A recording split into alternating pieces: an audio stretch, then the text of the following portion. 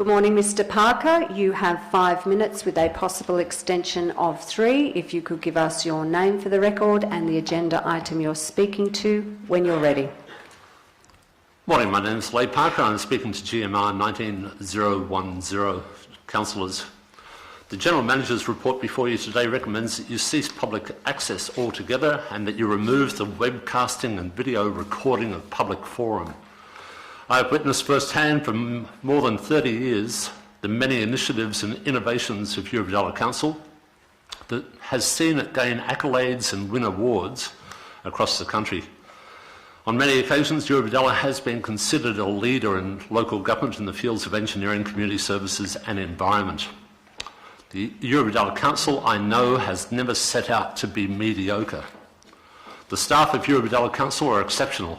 They are dedicated, committed, professional and strive to serve ours and their community well. Councillors, the good citizens in the gallery and those watching at home voted you into council so that you might best represent them. In 2016, you electioneered on a range of promises that included openness and transparency. The Chance for Change ticket said the council was an intimidating, unapproachable bureaucracy, and they wanted to restore faith, providing a council that was approachable and transparent. Community Voice Eurobodalla formed saying it's time to be heard. Our community needs a council prepared to listen, engage and act transparently.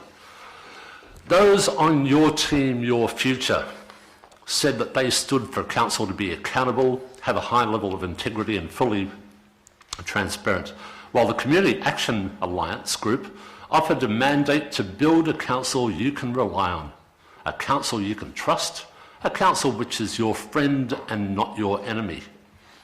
Sadly, the open, inclusive, transparent Eurobodalla Council you all promised has become anything but. The community and yourselves have in fact been progressively left in the dark. Open, transparent community engagement has been dismantled under your watch. Now you will decide on removing one more layer. The Business Advisory Committee and the Tourist Advisory Committee have been disbanded, with Council instead seeking inputs from external consultants. New community committees, such as the Foreshore Committee and the Mackay Park Sunset Committee, were formed. However, these came with a confidentiality agreement. A veil of secrecy now spreads over this council. Removing webcasting of public forum will only add to that divide. The Huntfest issue has long been a topic in these chambers during public access and public forum, with much revealed that council would prefer not to have on video. Revealed this week was the breaking news that the owners of the licence to conduct Huntfest have handed back their licence. This is in fact not breaking news, as it happened 6 weeks ago, and this council has kept it a secret from the community, only now reluctantly releasing it under pressure. Without public forum and public access, the community would be none the wiser on the ongoing details around this issue. The General Manager today offers that public access session can be justifiably removed because councillors now have phones and emails should the public wish to engage them on an issue. Such a statement is both laughable and insulting to the many community members who still wait for return calls and emails. The GM also offers a justification of removing webcasting and video archiving public forum, as has been the norm since 2015, by saying that the OLG does not require it. Councillors, there is much that this council does not have to do. However, Eurobodalla has prided itself on stepping up to the bar and then lifting it.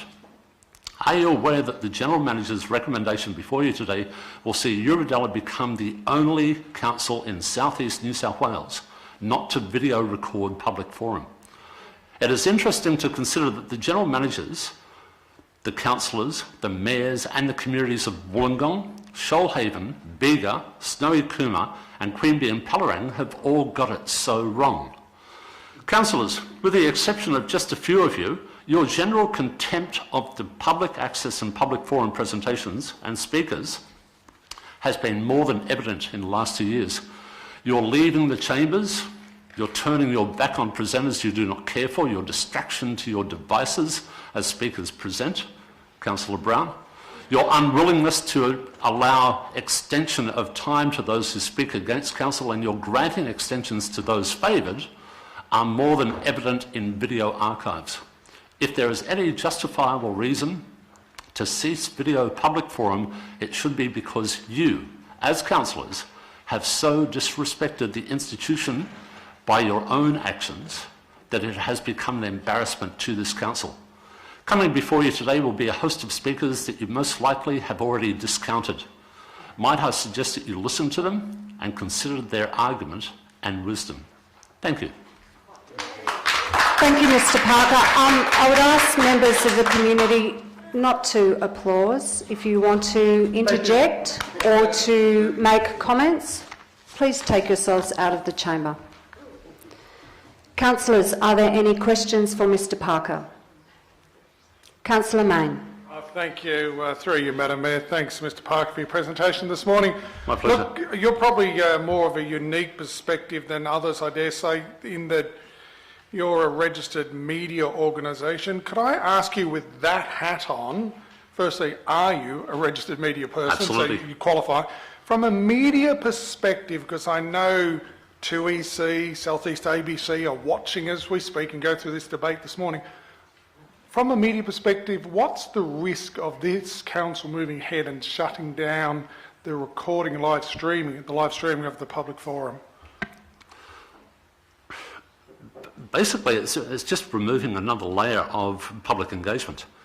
One of the things that I'm really quite fortunate to do as a media organisation is that I have a memorandum of understanding with Eurobodalla Council where I can grab this video right now of myself and any other presenter to council, and I can then put it up onto the Beagle, which is an extension of your own website, to be able to get that message out.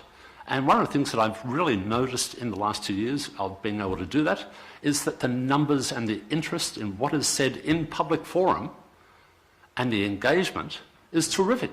So I'm happy in providing that service. And not everyone out there is aware that they can come to the Eurobodalla website and watch live streaming or archives.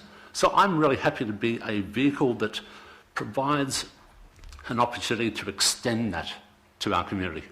On that, I've got very good numbers. I enjoy sitting back and looking at the numbers.